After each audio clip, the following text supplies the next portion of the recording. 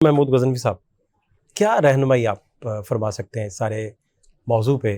جناب امام حسین علیہ السلام کو شہید کرنے والے جو لوگ تھے، اس سازش میں جو لوگ شامل تھے، اور جو لوگ بھی اس نظریے کی حمایت کریں، بدترین مخلوق ہے۔ اور اس کے علاوہ میں بھی کہ انہوں نے رضی اللہ تعالیٰ عنہ کا لفظ استعمال کیا اور میں نے علیہ السلام کا لفظ استعمال کیا۔ یہاں پر ایک چھوٹا سا مسئلہ بھی میرے ذہن میں بچپن سے تھا، اور اس کا جواب جو ہے اس کی تلاش تھی کہ یہ جو ہم نے ترتیب دی ہے کہ جیسے ہی اگر کوئی علیہ السلام کہتا ہے تو ہم سمجھتے ہیں کہ یہ اس کا تعلق اہل تشیع مکتبہ فکر سے ہے۔ تو شکر ہے کہ اس کی بھی غلط فہمی دور ہو گئی جب خود میری نظر سے میرے دادا مولانا سید اسماعیل غزنوی رحمۃ اللہ علیہ، جو کہ امام کعبہ اور استاذ الائمہ بھی رہے سعودی عرب میں اور وزیر حج کے درجے پہ بھی فائز رہے، انہوں نے کتاب لکھی حسنین کریمین علیہما السلام۔ تو یہ مغالطہ وہاں سے بھی دور ہوا۔ پھر سید توصیف الرحمان راشدی صاحب، انہوں نے بھی کتاب شان اہل بیت علیہم السلام لکھی۔ سبحان اللہ۔ تو یہ تو میں سمجھتا ہوں مسئلہ کچھ حد تک ہمارے لیے، میرے جیسے طالب علموں کے لیے نرمی والا معاملہ پیدا ہو گیا۔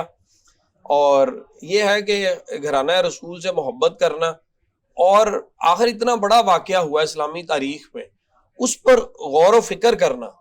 دو بڑے اہم واقعات ہیں۔ میں سمجھتا ہوں کہ یہ جو دو بھائی ہیں نا، نواسہ رسول، جن سرداران جنت، نوجوانوں کے سردار ہیں جنت کے، اگر ان دونوں کے اسوا کو دیکھا جائے تو حضرت امام حسن رضی اللہ تعالی عنہ علیہ السلام کہہ لیں، اور دونوں ہی ان کے لیے موضوع ہیں، دونوں ہی ان کے لیے موضوع۔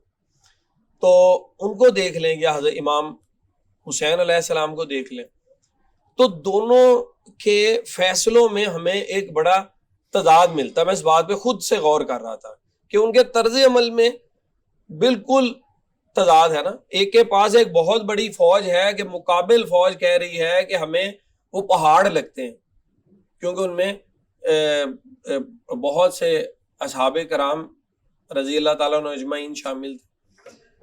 اور ایک جانب دیکھ لیں امام حسین علیہ السلام کو، تو ایک مختصر سی، یہ فوج تو اسے کہا ہی نہیں جا سکتا نا، چند افراد، اور جیسے کہ حضرت نے بتایا کہ ان میں بچے بھی تھے اور بوڑھے بھی تھے، تو اگر دیکھا جائے تو بظاہر ایک کمزوری کی حالت ہے۔